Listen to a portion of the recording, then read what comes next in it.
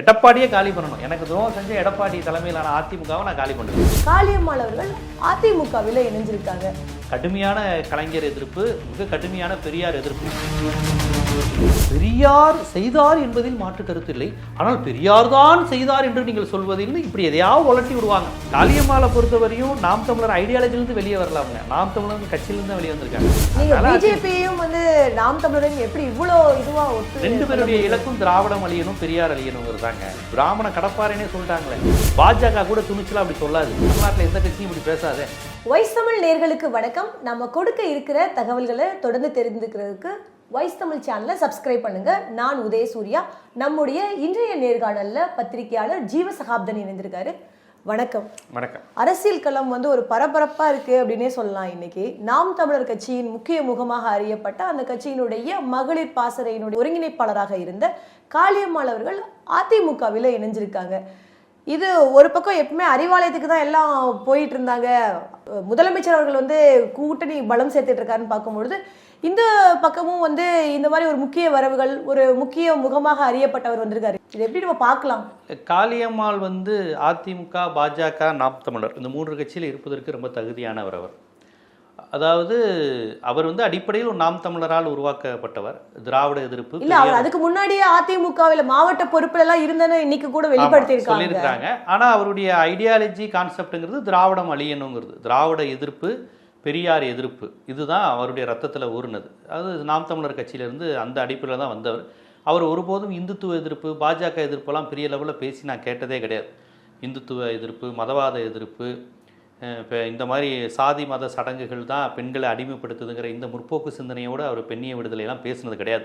மண் வளம், சுற்றுச்சூழல், இது தத்துவம், இது திராவிடம் அழிச்சிருச்சு, இனத்தை அழிச்சு, இந்த மாதிரியான அந்த ஒரு மாதிரி இந்த அவங்களுக்கே உரிய அந்த ஹிட்லர் பாணியினான அந்த பேச்சு இருக்கு இல்லையா, உத்வேகம், இந்த மாதிரியான பாணியில் தான் வந்திருக்கிறாங்க. கடுமையான கலைஞர் எதிர்ப்பு, மிக கடுமையான பெரியார் எதிர்ப்பு. பெரியாரால் எப்படி பெரிய பெண்கள் வளர்ந்தாங்கன்னு சொல்கிறாங்க. பெண் விடுதலை என்றால் பாரதி தான், பெண் விடுதலை என்றால் சிங்காரவேலர் தான். பெரியார் பேரை தவிர்க்கணுங்கிறதுக்காண்டியே எல்லார் பேரையும் சொல்லுவாங்க. இவங்க சிங்காரவேலர் பேரை சொல்கிறது மகிழ்ச்சி தான். ஆனால் சிங்காரவேலரும் பெரியார் ஒன்றும் பெரிய எதிர்கருத்து உடையவங்க கிடையாது. ஆனால் பெரியாரை மட்டம் தட்டணுங்கிறதுக்காண்டி இவங்கெல்லாம் சிங்காரவேலர் எடுக்கிறாங்க. பெரியாரும் சிங்காரவேலரும் இணைந்து செயல்பட்டது, ரெண்டு பேருடைய கம்யூனிசம், பொதுவுடைமை தத்துவம், அதை பற்றிலாம் அவங்களுக்கு எந்த அறிவும் கிடையாது, எந்த புரிதலும் கிடையாது. அது குறித்து எந்த பரப்புரையும் அவங்க செய்வது கிடையாது. பெரியாரை மட்டம் தடுத்தணும், பெரியார் பெண்களுக்கு என்ன செய்தார் அப்படிங்கிறது ரொம்ப நம்ம பெரியார் செஞ்சதை சொன்னோன்னு வச்சுக்கோங்களேன், என்ன தெரியுமா சொல்லுவாங்க, பெரியார் செய்தார் என்பதில் மாற்று கருத்து இல்லை, ஆனால் பெரியார் தான் செய்தார் என்று நீங்கள் சொல்வதில் இப்படி எதையாவது உலட்டி விடுவாங்க. அதாவது பாஜக இந்துத்துவ அமைப்பினுடைய அஜெண்டாவே பெரியாரை பெண்களை வைத்து திட்ட வைப்பது, இஸ்லாமிய பெண்களை வைத்து திட்ட வைப்பது, மீனவ பெண்களை வைத்து திட்ட வைப்பது, தலித் பெண்களை வைத்து திட்ட வைப்பது. அதாவது பார்ப்பன பெண்கள், பிராமின் பெண்கள் பெரியாரை திட்டினா பெருசாக நமக்கு தெரியாது. ஆமாம், அவங்க பெரியாரை திட்ட தானப்பா செய்வாங்க. எந்த பெண்களுக்காக, எந்த மக்களுக்காக பெரியார் பாடுபட்டாரோ, எந்த இஸ்லாமியர்களுக்காக, தலித்துகளுக்காக, வன்னியர்களுக்காக, மீனவர்களுக்காக, அதிலிருந்து ஒரு பெண்ணை, அதுவும் ஒரு பெண்ணை வச்சு திட்டுறது இப்போ ஒரு நல்ல ட்ரெண்டு. இப்போ பாஜகவுடைய ட்ரெண்டு அதுதான். அப்போ சீமான் கட்சியில் கூட இஸ்லாமியர்களை வச்சு பெண்களை திட்ட வைக்கிறது, பெரியாரை திட்ட வைக்கிறது. அப்புறம் மீனவ பெண்கள், ஒடுக்கப்பட்ட சமுதாயத்தை சேர்ந்தவங்க எல்லாரையும் வச்சு பெண்கள், யாருமே பிராமினாக இருக்க மாட்டாங்க. இது ஒரு ட்ரெண்டு, இது மாப்போசி காலத்து ட்ரெண்டு, இதை செஞ்சுக்கிட்டு இருக்கிறாங்க. அந்த விதத்தில் காளியம்மாளை கவனித்தவரையும் அவருடைய பேச்சில் என்றுமே உங்களுக்கு திராவிட இயக்கம், மாநில சுயாட்சி, டெல்லி எதிர்ப்பு, பாஜக எதிர்ப்பு, இந்துத்துவ எதிர்ப்பு, இது மாதிரியான கருத்தியில் வந்ததே கிடையாது. திமுக நாட்டை அழிச்சிருச்சு, திமுக நாட்டை அழிச்சிருச்சு, 50 வருஷம் திராவிட அரசியல் பெண்களை வீணாக்கிருச்சு, இந்த நாடே சரியில்லை அப்படின்னு பாஜகவுடைய அஜெண்டாவை தான் அவங்க தொடர்ச்சியாக பேசிக்கிட்டு இருந்தாங்க. இப்போ அதிமுகவில் போய் சேர்ந்துருக்கிறாங்க. அப்போ அதிமுகவை அவங்க திராவிட கட்சியாகவே பார்க்கலன்னு அர்த்தம்.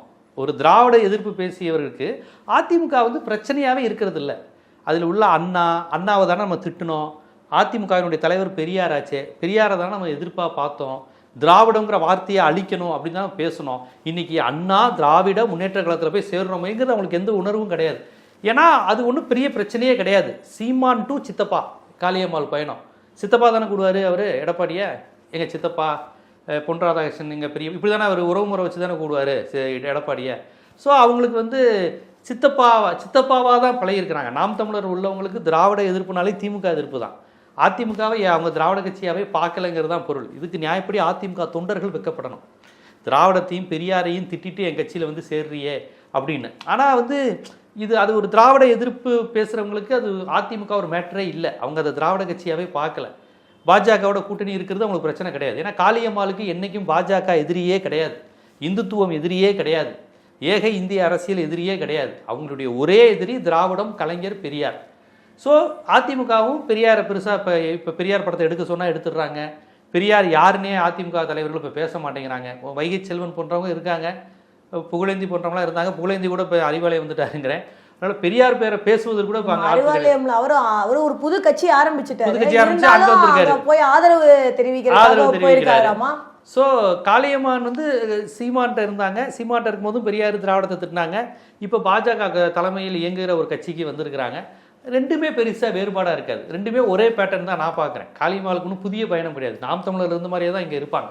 ஆனால் இதே நாம் தமிழர்லேருந்து ராஜீவ்காந்தி வந்து ஏன் அந்த கட்சியினுடைய முகமாக அறியப்பட்டவர்கள் வந்து வெளியில வர்றாங்க? அவர் ராஜீவ்காந்தியாக இருக்கட்டும், காளியம்மாளாக இருக்கட்டும், கல்யாண சுந்தரமாக இருக்கட்டும், முகம் அறியப்பட்டவர்கள் ஏன் அந்த கட்சியில நல்ல ஒரு முகமாக தான் வெளிப்படுறாங்க? ஏன் திடீர்னு வெளியே? இப்போ காளியம்மாளுக்கெல்லாம் ஐடியாலஜி பிரச்சனை கிடையாது. நாம் தமிழருடைய ஐடியாலஜி தான் இப்போ வரையும் அவங்களுக்கு ஐடியாலஜி. பெரியார் எதிர்ப்பு, திராவிட எதிர்ப்பு. ஐடியாலஜி எதிர்ப்பு இல்லைனாலும் அந்த கட்சிக்குள்ள அங்கீகாரம் இல்லை. இப்போ அவர் சீமானவர்கள் ஒரு பெண் என்று கூட பார்க்காம அது ஒரு பிசுறு, அதை தட்டி விடணும்னார். அது என்னன்னு தெரியல. கட்சியில் தனக்கு பிறகு யாரும் வரக்கூடாதுன்னு நினைக்கிறாங்களா? இவங்களுக்கு மீனவர்கள் மத்தியில் செல்வாக்கு, வளைகுடா நாடுகளுக்கு போய் மீட்டிங் நடத்தினாங்க. ஒரு பெண் பேராசிரியர் ஒரு மீனவ சமுதாயத்துக்காக பேசுகிறாங்க அப்படிங்கிறப்ப இவங்களுக்கு ஒரு இமேஜ் எல்லாம் வந்தது. அது என்னன்னு தெரியல. அது கட்சியில் யாருக்கும் பிடிக்கலையா என்ன எது என்னன்னு தெரியல. அவர் ஒரு ஃபோன் உரையாடலில் பிசுறுன்னு சொன்னார். அது என்னன்னு தெரியல, அவரே சொன்னது. அதாவது இதுவரையும் அவங்க மறுக்கலை, நாங்கள் அப்படி சொல்லலைன்னு. அதுக்கப்புறம் தான் இவங்கெல்லாம் வெளியே வந்தாங்க. இல்லை, நான் என்ன பார்க்குறேன்னா அது அவங்களுக்குள்ள உள்ள ஒரு ஆதாயம், அதிகாரத்துக்கான போட்டியாக கூட இருக்கலாம். அந்த கட்சியில் அது என்ன நடக்குதுன்னு தெரியாது. ஆனால் காளியம்மாளை பொறுத்தவரையும் நாம் தமிழர் ஐடியாலஜிலேருந்து வெளியே வரல. அவங்க நாம் தமிழர் கட்சியிலேருந்து தான் வெளியே வந்திருக்காங்க. அது உருவாக்குன அந்த விதை இருக்குல்ல, திராவிட எதிர்ப்பு, அந்த விதையோடு தான் அவங்க வர்றாங்க. அது பாஜகவுக்கு மகிழ்ச்சி. எனக்கு தெரிஞ்சு அவங்க பாஜகலே டைரெக்டாக சேரலாம். அதிமுகவில் சேர்றதுக்கு மேலே ஹெட் குவார்ட்டர்ஸ்லேயே போய் டைரெக்டாக சேரலாம். இவங்க ஐடியாலஜியும் பாஜக ஐடியாலஜியும் ஒன்று தான். எதுக்கு அதிமுகவில் போய் சேர்ந்துக்கிட்டு பிஜேபியிலே டேரெக்டாக சேரலாம்? இருந்தாலும் பிஜேபியில் சேர்ந்தா அப்போ இவ்வளோ நாள் பேசின தமிழ் தேசியம்ங்கிறது என்னங்கிற கேள்வி வந்துடும் இல்லையா? நீங்க பிஜேபியும் வந்து நாம் தமிழரையும் எப்படி இவ்வளோ இதுவா ஒத்து? ரெண்டு பேருடைய இலக்கும் திராவிடம் அழியணும், பெரியார் அழியணுங்கிறது தாங்க. இன்னைக்கு அவங்க தான் பெரியார் பிராமண கடப்பாறைனே சொல்லிட்டாங்களே. வெளிப்படையாக பெரியார் எதிர்ப்பு, பிராமண ஆதரவு, இதுதான் எங்கள் கட்சி நோக்கம்னு சொல்லிட்டாங்களே. பாஜக கூட துணிச்சலாக அப்படி சொல்லாது. ஏன்னா சொன்னால் டக்குன்னு நீ பார்ப்பன கட்சின்றாங்க.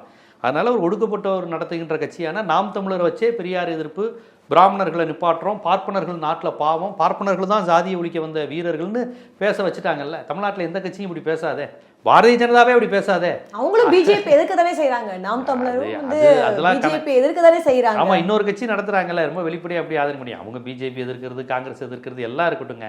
அவங்களுடைய நோக்கம் திராவிடத்தை அழிப்பது தான். இப்போ நாம் தமிழர்காரர் யாராவது இந்த பேட்டியை பார்த்தா உண்மைன்னு சொல்லுவாங்க, திராவிடத்தை அழிக்கணும், திமுகவை அழிக்கணும். பிஜேபி அழியணுமா திமுக அழியணுமானா அவங்களுக்கு திமுக அழியணும், திராவிட அழியணும், பெரியார் அழியணும். அவங்களோட நோக்கம் பெரியார் அழியணும். இது மட்டும் தான் நாம் தமிழர். அந்த விதையை மூளையில் ஏற்றி வந்தவங்க தான் அந்த காளியம்மாலாம். அதனால அப்போ அவங்க பிஜேபி ஏடிஎம்கேன்னு சேர்றது எனக்கு ஒன்றும் பெரிய விஷயமா இல்லை. பிஜேபி ஏடிஎம்கே ரெண்டையும் சேர்றதுல என்ன பெரிய வித்தியாசம் இல்லைன்னு நினச்சி அவங்க இப்போ அது சேர்ந்துருக்குறாங்க. அதனால் எனக்கு அதில் ஒரு பெரிய வித்தியாசமாக தெரியல. காளியம்மாள் வந்திருப்பது எந்த அளவுக்கு பலம் தரும் அப்படிங்கிறது நமக்கு தெரியல. பாஜக அந்த பகுதிக்கான ஒரு சேர்க்கலாம், அது ஒரு இதாக தரலாம். ஆனால் நாம் தமிழர்ல இருந்த வீரியம் இப்போ இருக்காது. நாம் தமிழர்ல வந்து நெய்க்கரண்டி இல்லாமல் இப்படி கையை ஆட்டினாங்க, எல்லாரையும் திட்டலாம். இப்போ அப்படி திட்ட முடியாது இல்லையா? இப்போ தெலுங்கு எதிர்ப்பு பேச சொல்லுங்க பார்ப்போம். தெலுங்கு தமிழ் தான் ஆளணும், மற்ற இது பேச சொல்லுங்க பார்ப்போம். அதிமுகவில் இருக்க தெலுங்கு தலைவர்களை திட்டிடுவாங்களா? எவ்வளோ பேர் தெலுங்கு மாவட்ட செயலர் அதிமுக இருக்காங்க. முக்கியமான பொறுப்பில் இருக்க தெலுங்கு செட்டியாரெலாம் யார் அதிமுகவில்? தெலுங்கு செட்டியார், நாயுடு, நாய்க்கிறது, இவங்க தானே இப்போ மெஜாரிட்டி அதிமுகவில். இப்போ பேச சொல்லுங்க பார்ப்போம். திராவிடம் அழியணும் கூட பேசிடலாம். தெலுங்கர்கள் அப்படின்னு சொல்லி பேச சொல்லுங்க பார்ப்போம் காளியம்மாவில். அதெல்லாம் ஒன்றுமே பேச முடியாது. அதனால் அந்த வீரியம் இருக்காது. அதே டோன் இருந்தாலும் அந்த வீரியமெல்லாம் இருக்காது. அவ்வளோதான். நாம் தமிழர்ல இருந்த வீரியம் உங்களுக்கு இருக்காது. ஒரு 10 இந்த கட்சியிலே வீரியமாக இருந்த ஒரு தலைவர் வந்து ஏற்கனவே கட்சி தொடங்கிட்டேன்னு சசிகலா அவர்கள் கட்சி தொடங்கிட்டேன் அப்படின்னு சொல்லிட்டு முன்னாள் முதலமைச்சர் ஜெயலலிதா பிறந்த நாளைக்கு ஆரம்பிச்சாங்க. ஆனா கட்சியினுடைய பெயரை அறிவிக்காம இருந்தாங்க. இன்னைக்கு அவங்க கட்சியினுடைய பெயரை வந்து ஓப்பனாவே அறிவிச்சிட்டாங்க. இது அதிமுகவுக்கு எந்த அளவுக்கு வந்து பாதிப்பை ஏற்படுத்தக்கூடியதாக இருக்கும்? ஏன்னா அந்த கட்சி அவங்க என்டிஏ கூட்டணிக்குள்ள அவங்களையும் கொண்டு வரக்கான ஒரு முயற்சியும் நடந்தது இல்லையா? சசிகலா அவர்கள் தனித்து இப்போ கேண்டிடேட் போட்டு நின்னாங்கன்னா அந்த கட்சியினுடைய ஒரே இலக்கு எடப்பாடியை தோற்கடிப்பது தான். சசிகலாவை வந்து அந்த கல்லர் சமுதாய வாக்குகள் மட்டும் நம்ம பார்க்க முடியாது. டெல்டா தென் மாவட்டம் மட்டும் இல்லை, அவங்க ஒரு அதிமுகவின் முகமாக இருந்தவங்க. அதிமுக அந்த வன்னி நிச்சயமா இன்னைக்கு ஒரு குறுகிய வட்டத்தோட பார்க்கப்பட்டாலும் கூட ஒரு காலத்துல அவங்க தானே செங்கோட்டையன் ஒரு அதிகார மையத்துல இருந்தவங்க தானே. சின்னமா அவருதுங்க தானே. சிவி சண்முகத்துக்கு சின்னமா அவங்க தானே. எடப்பாடி பழனிசாமிக்கு சின்னமா அவங்க தானே. பொள்ளாச்சி ஜெயராமனுக்கு சின்னமா அவங்க தானே. ஏன் இவர் நம்ம மதுசூதனனுக்கு கையை நடுங்கிட்டு வயசான காலத்துல சின்னம்மான்னாரு. அவங்க எல்லாருமே கல்லரா? எல்லா சாதி அதிமுகவில் எந்த சாதியாக இருந்தாலும் சசிகலா காலில் தான் விழுந்தாங்க. சசிகலா தான் அவங்களுக்கு எல்லாம். ஸோ அந்த விதத்தில் இப்போ பார்த்தீங்கன்னா மதுரை வாயில போரூர்லேயோ ஜீவானந்தம்னு ஒருத்தர் பெரிய ஸ்டோர் காம்ப்ளெக்ஸ் இருக்குது. அவர்லாம் சசிகலா கட்சிக்காரங்க. அவர் நின்று ஜெயிப்பாரோ இல்லையோ கண்டிப்பாக பெஞ்சமின் முன்னாள் அமைச்சர் பெஞ்சமினை தோக்கடிக்கிறதுக்கு ஹெல்ப் பண்ணுவார். புரியுதுங்களா? இவங்க வெற்றி பெறுவது இவங்க நோக்கம் கிடையாது. எடப்பாடியே காலி பண்ணணும். எனக்கு துரோகம் செஞ்ச எடப்பாடி தலைமையிலான அதிமுகவை நான் காலி பண்ணுவேன். அந்த வேலையை சசிகலா அவர்கள் நிறுத்துகிற கேண்டிடேட் பண்ணுவாங்க. ஏன்னா சசிகலா கட்சியிலேருந்து ஓட்டு போடுறவங்க கண்டிப்பாக திமுக காரங்க ஓட்டு போட மாட்டாங்க. சசிகலாவுக்காக நிற்கிறேன்னு சொல்கிறவங்க அந்த சாதி சார்ந்தவங்க நிற்கலாம். அடுத்து அதிமுகவில் உள்ள பிற சாதி சசிகலா இன்னைக்கு அந்த செல்வாக்கு இருக்குதா? ஒரு காலத்துல நிச்சயமாக செல்வாக்கு இருந்ததுதான். ஆனா இன்னைக்கு அந்த டெல்டா அந்த செல்வாக்கு நீங்க பெரிய செல்வாக்கு இருக்குன்னு நான் சொல்லல சசிகலாவுக்கு. ஆனா அவங்க வாங்குற ஒவ்வொரு வாக்குமே எடப்பாடிக்கு வைக்கிற வேட்டு தானே. இப்போ அவங்க நின்று ஜெயிச்சிருவாங்கன்னு நான் எங்கேயும் சொல்லலையே. எடப்பாடியே தோக்கடிச்சுப்பாங்க. இன்னைக்கு பேசுறாங்களே டிடிவி தினகரன் கூட்டணியில் சேர்க்கும்போது என்ன சொல்றாங்க? எங்க தென் மாவட்டத்தில் 23 தொகுதி அதிமுக தோக்கிறதுக்கு இவர் தாங்க காரணங்கிறாங்கல்ல. ஏற்கனவே ஏடிஎம்கே அங்கே ஓபிஎஸும் டிஎம்கேக்கு வந்ததில் கொஞ்சம் பின்னடைவை சந்திச்சிருக்கு. எடப்பாடியை வந்து ஒரு ஆன்டி தேவருங்கிற மைண்ட் செட் இருக்குது. இப்போ ஒரு தேவர் கட்சிங்கிற மாதிரி சசிகலாவும் ஆரம்பிச்சிருக்கிறாங்கிறது கண்டிப்பாக இதெல்லாம் பின்னடைவை சந்திக்கும். கண்டிப்பாக 500 ஓட்டு 2000 ஓட்டுல தானங்க ஜெயிது வெற்றி தோல்வியெல்லாம் நடக்குது. இவங்க கண்டிப்பாக கடந்த தேர்தலில் நிறைய ஓட்டுகள் வந்து குறைந்த ஒரு 1000 வாக்கு வித்தியாசத்துலேருந்து 4000 வாக்கு வித்தியாசம். சசிகலா இருக்கிற ஒவ்வொன்றும் எடப்பாடிக்கு வேட்டு தான். கண்டிப்பாக அது பின்னடைவு தான். எடப்பாடிக்கு பின்னடைவு தரும். கண்டிப்பாக இவங்களுக்கு வெற்றி தருதோ இல்லையோ அவங்களுக்கு பின்னடைவு தரும். இந்த என்டிஏ கூட்டணிக்குள்ளான இவங்க என்டிஏ ஆட்சி இது அதிமுக ஆட்சின்றாங்க. இந்த முரண்பாடுகள் எல்லாம் வந்து சரிந்து அவங்களும் ஒரு பலமான கூட்டணியாக தான் வந்து ஒவ்வொரு கூட்டமும் நடத்துகிறாங்க. எந்த அளவுக்கு இருக்கு இந்த கூட்டணியோட பலம் அப்படின்றது? இல்லை, என்டிஏ கூட்டணியினுடைய பலம் என்று சொல்வதோடைய பாஜக கூட்டணின்னு தான் அதை கரெக்டான வார்த்தையில் சொல்லணும். பாஜக கூட்டணி சட்டமன்ற தேர்தலில் தமிழ்நாட்டில் வெற்றி பெற்றதே கிடையாது. 2001 கலைஞரோட வச்சு எவ்வளோ பெரிய அடி வாங்குச்சு. எல்லா ஜாதி கட்சியோட மிகப்பெரிய திராவிட கட்சிகள் இருக்காங்க இல்லையா, அங்கே அதிமுக இருக்காங்க இல்லையா. அதிமுக இருக்கிறாங்க. அதிமுக இருக்குதுன்னு நம்ம நீங்க இவங்க சொல்லும்போது அதிமுக கூட்டணி தானே வந்து என்டிஏ கூட்டணி. இவங்க தான் அதிமுக தானே பிரதானப்படுத்தல. அது அவங்க வந்துட்டு போன எடப்பாடி படத்தை கூட ஃப்ளெக்ஸில் வைக்க மாட்டேங்கிறாங்களாங்க. இப்போ கடைசியாக வந்துட்டு போன மாநாட்டில் எடப்பாடி அவர் தானேங்க சிஎம் கேண்டிடேட்டு. அவர் படத்தை வைக்க மாட்டேங்கிறீங்க. அதிமுகவின் தலைவரான பெரியார் படத்தை எடுக்கிறீங்க பிஜேபி காண்டி. உங்களுடைய எல்லா சுயத்தையும் இழக்கிறீங்க. ஆர்எஸ்எஸ் மாநாடுன்னு போட்டு அறிஞர் அண்ணாவை இழிவுபடுத்துறீங்க. முன்னாள் அமைச்சர்கள் போய் உட்காந்துக்கிட்டு இருக்கிறாங்க. நம்ம இவங்க மதுரையை சேர்ந்த முன்னாள் அமைச்சர்கள் செல்லூர் ராஜு இந்த மாதிரி 3-4 அமைச்சர்கள் அப்படியே உட்காந்துக்கிட்டு இருக்காங்க. அண்ணாவை பற்றி இழிவுபடுத்தி மாநாடு. அதிமுகவை இழிவுபடுத்தி, அண்ணாவை இழிவுபடுத்தி, தந்தை பெரியாரை இழிவுபடுத்தி தொடர்ச்சியாக ஏற்கனவே ஜெயலலிதா அம்மையாரையும் ஊழல்வாதின்லாம் அவங்க சொன்னாங்க. இவ்வளவு இழிவுபடுத்தி ஒரு கூட்டணி அமைச்சிருக்கிறாங்க. இது எப்படி அதிமுக தொண்டர்கள் ஏற்றுக்குவாங்க? அப்போ சசிகலா பிரிஞ்சிருக்கிறது இது எல்லாமே இதனுடைய வெளிப்பாடு தானே. எடப்பாடி மீது தானே அதிருப்தி தானே, அதைத்தானே காமிச்சிது. இப்போ இதை ஈடுகட்ட காளியம்மா மாதிரி ஒருத்தரை நீங்கள் சேர்த்திங்கன்னா அது எப்படி ஈடுகட்டும்? இவ்வளோ பெரிய அதிருப்தியை கட்சிக்குள்ளே ஏற்படுத்திட்டு கட்சி பாரம்பரியமே சிதைக்கிற வேலையை பாஜக பண்ணுது. அதை எதிர்த்து எதுவுமே பேசாமல் காளியம்மாவை சேர்த்துட்டா கட்சி வலிமையாயிருமா? அது கொஞ்சம் பலவீனமான நிலையில் தான் இருக்குது. அவங்களோட இருந்தவங்களே இப்போ சேரலையே. இப்போ அதிமுகவின் ஒரு அங்கம் தானே ஓபிஎஸ். அவர் இப்போ இல்லை. டிடிவியை சேர்த்துருக்கீங்க. ஆனால் டிடிவி ஒருபோதும் எடப்பாடி சிஎம் கேண்டிடேட்டுன்னு இப்போ வரையும் பேச மாட்டேங்கிறார். நான் அமித்ஷா கிட்ட பேசிக்கிறேன் அப்படிங்கிறார். இதுவே எடப்பாடிக்கு அவமானம் தானே. ஸோ இதுதான் அந்த கூட்டணியுடைய நிலையாக இருக்குது. இன்றைக்கி நம்ம முழுவதுமே அதிமுகவை பற்றி பேசக்கூடிய ஒரு சூழல் தான் இருக்குது. ஏன்னா அதிமுகவோட முக்கிய முகமாக அறியப்பட்ட புகழேந்தி அவர்கள் ஒரு வாரத்துக்கு முன்னாடி தான் கட்சியை ஆரம்பித்ததாக வந்து பெங்களூர்லேருந்து தெரிவித்தாங்க. ஆனால் இன்றைக்கி திமுகவுக்கு ஆதரவு அப்படின்ற ஒரு நிலைப்பாடை எடுத்திருக்காரு இல்லையா தொடர்ந்து. ஏன்னா அவரும் ஓபிஎஸ் உடைய ஆதரவாளராக இருந்தக்கூடிய முன்னாடி நீங்க சொன்ன மாதிரி சின்னம்மாக்களை ஏற்றுக்கொள்ள ஒரு நபர் தான். நாஞ்சில் சம்பத்தும் புகழேந்தியும் தான் சின்னம்மாவுடைய அது டிடிவி தினகரனை புகழ் பரப்புனாங்க. சசிகலாவுக்காக ஜெயலலிதாவுக்காக பரப்பன அக்ரஹார செய்கிற இது இப்படின்னு புகழேந்திக்கு ஒரு மிகப்பெரிய அந்த வழக்கை நடத்தினது, அந்த வழக்கை தொடர்ந்து கண்காணித்தது பெங்களூர்னாலே புகழேந்தி தானே அதிமுகவில் அந்த அம்மாவுக்கு. அந்த அளவுக்கு இருந்தவர். அன்னைக்கு அவர் முக்கியமான அதிமுக முகம், ஜெயலலிதாவினுடைய தீவிர விசுவாசி, ஒரு திராவிட இயக்க உணர்வு கொண்டவர். தன் பேர் கேட்டார் போல் அந்த திராவிட இயக்க உணர்வு உண்டு அவருக்கு. பெரியார் அண்ணா தான் நம்ம தலைவருங்கிற சொல்லுவார், திராவிட உணர்வு உண்டுன்னு சொல்லுவார். சீமானெல்லாம் திட்டி பேசியிருக்காரு திராவிடத்தை எதிர்க்கிறதுக்காண்டி. அவரும் இப்போ அறிவாலை நோக்கி வந்திருக்கிறாரு. நீங்கள் அந்த நிலையை யோசித்து பாருங்கள். ஓபிஎஸ் இங்கே நோக்கி வர்றாரு, புகழேந்தி இதை நோக்கி வர்றாருன்னா அதிமுகவிலேருந்து அவங்க திமுகவை விரும்பி வரலைங்க. அதிமுகவில் அவங்களால இருக்க முடியல, சுற்றி நெருப்பு எரியுது. அவங்க கட்சி, அவங்க அண்ணா, அவங்க எம்ஜிஆர், அவங்க ஜெயலலிதா, அவங்க ரெட்டலை, அதையெல்லாம் இவ்வளோ காலம் நேசித்து பாதுகாத்து வந்து எல்லாத்தையும் மாற்றிட்டாரா எடப்பாடி பழனிசாமி? ஆமாம், அந்த அடையாளம் போச்சுல, முழுக்க அமித்ஷா கட்சிங்கிற மாதிரி மாறிடுச்சுல. அந்த அடையாளம் வந்து அவங்களுக்கு இப்போ கட்சியினுடைய முக்கிய அடையாளங்களை நீக்கிறது. எடப்பாடி பழனிசாமி அந்த கட்சியை தன்னிடம் தக்க வைத்துக்கொள்ள, நீங்க அமித்ஷா கட்சின்னு ஈஸியா சொல்ல முடியுமா?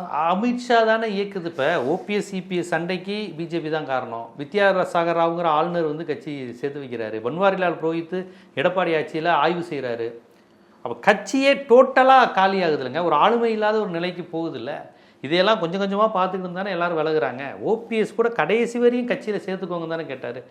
எடப்பாடி நீங்கள் சொல்கிற மாதிரி நம்ம கையில் கட்சி இருக்கணும், அவ்வளோதான். ஓபிஎஸ் இருந்தால் என்ன, டிடிவி இருந்தால் என்ன, புகழேந்தி போனால் என்ன, சசிகலா போனால் என்ன, யாரை பற்றியும் கவலை இல்லை. இங்கிட்ட ஃபுல்லாக தேவர் சமுதாய ஓட்டு சவுத் சைடு போகுது, அதை பற்றி கவலை கிடையாது. இந்த ஓட்டெல்லாம் தானே ஜெயலலிதா அம்மாவை ஜெயிக்க வச்சுச்சு, எம்ஜிஆரை ஜெயிக்க வச்சு, அதை பற்றி கவலை கிடையாது. எனக்கு தேவை கோவை, பொள்ளாச்சி, ஈரோடு, திருப்பூர், தருமபுரி, சேலம், எடப்பாடி, இந்த ஒரு 10, 30, 40 தொகுதியில் கவுண்டர் சமுதாய வாக்குகள், வன்னியர் வாக்குகள் பாமக வச்சு இதை மட்டும் ஜெயிச்சு தக்க வச்சுக்கணும். கடந்த முறை கிட்டத்தட்ட அப்படி தான் நடந்தது. இப்போ அவரோட பிளானே அவ்வளோதாங்க. தருமபுரி, கிருஷ்ணகிரி, அந்த மாவட்டங்கள், சேலம், கோவை, கவுண்டர் பெல்ட்டு, இது முழுக்க ஓரளவுக்கு வாங்கினா போதும். கவுண்டர் ஓட்டு, வன்னியர் ஓட்டு வாங்கிட்டு அப்புறம் நமக்கு ஆதரவாக இருக்கக்கூடிய கட்சிக்காரங்க ஓட்டு வாங்கினா போதும். டெல்டாவை பற்றியும் சவுத்தையும் மறந்துட்டார் அவர். அதனால் சசிகலா போகிறது, புகழேந்தி போகிறது, எதை பற்றியும் அவர் கண்டுக்கல. அதனால் இப்போ புகழேந்தி அந்த மாதிரி அதிமுகவின் முகங்கள்லாம் வேறு வழியே இல்லாமல் திமுகவுக்கு வர்றாங்க. திமுகவும் வா, ஒரு திராவிட கட்சியிலேருந்து பிஜேபி அடிமையாகாமல் ஒரு திராவிட கட்சிக்கு வர்றையில மகிழ்ச்சி வா அப்படி மாதிரி பண்ணுறாங்க. அந்த மாதிரி தான் நடந்துக்கிட்டு இருக்கு, வேறு என்ன. கள தகவல்களை பகிர்ந்தமைக்கு நன்றி. பொறுத்திருந்து பார்க்கலாம் எப்படி என்ன மாதிரியான நிகழ்வுகள்லாம் நடக்க போகுது அப்படின்னு சொல்லிட்டு. வாய்ஸ் தமிழ் நேயர்களுக்கு நன்றி.